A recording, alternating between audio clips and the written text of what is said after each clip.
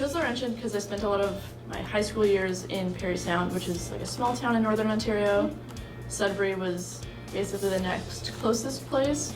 They had a pretty nice program. It looked like a beautiful environment with nature, so I think it was a pretty easy pick just because it was close to home. My undergrad, I kind of jumped around different research labs, tried to see what field I really liked. I did some chemistry labs, like a plant chemistry lab, and then I finally landed in Dr. Lee's lab. That was the beginning of which is now my Ph.D. My project is on a novel anti-cancer agent that we actually discovered in our lab, and I found out that it actually has really good anti-inflammatory properties. It actually seems that it would be a better anti-inflammatory drug than an anti-cancer drug. So first I had to prove that it actually could work as an anti-inflammatory, and now I'm trying to figure out exactly how it's working.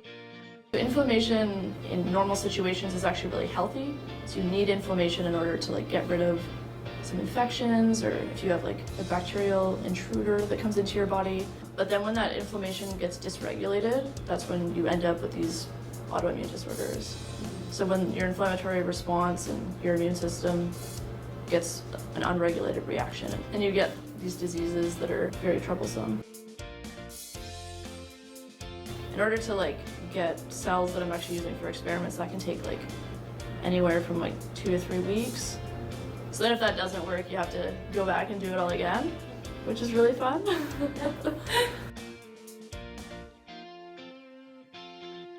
So I started doing art back when I participated in one of the first years of the LU Sci Art show, and I drew an anatomical heart on a textbook page, and then I had it in a shadow box with the glass. I painted an ECG line on it, and so I won the contest that year, and then I got awards a few years after, and then a lot of the judges were like, you should sell this, make this a business, it's really good.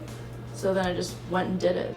After I've made my way through most of the organs, I started jumping into greeting cards with silly slogans for some of them, and then stickers that have anatomical organs on them, and then that led into pins, a lot of stationery stuff, little notebooks that I stamp my organs on. I base my images off of a lot of really old textbooks, so I have some super ancient anatomy textbooks that I'm slightly obsessed with, and then I kind of look at all of them and get an idea for what the organ's like, and then I just draw it on a page. Some people have emotional ties to organs. So you have people that either have an organ removed and they just want an image of it, or some people like to have an image of an organ that they maybe had a disease in and then they overcame that as a tribute to how strong their organ is. I've met a lot of people that have very different relations to my art. Running an experiment and finding out something that I didn't know before and people in my field didn't know before, that's the funnest part. Because then you're contributing to science and you're adding something to the community. But lab work itself sometimes challenging, but that's kind of the joy of it, I guess. It's a challenge, but if you're in science, you're probably up for the challenge.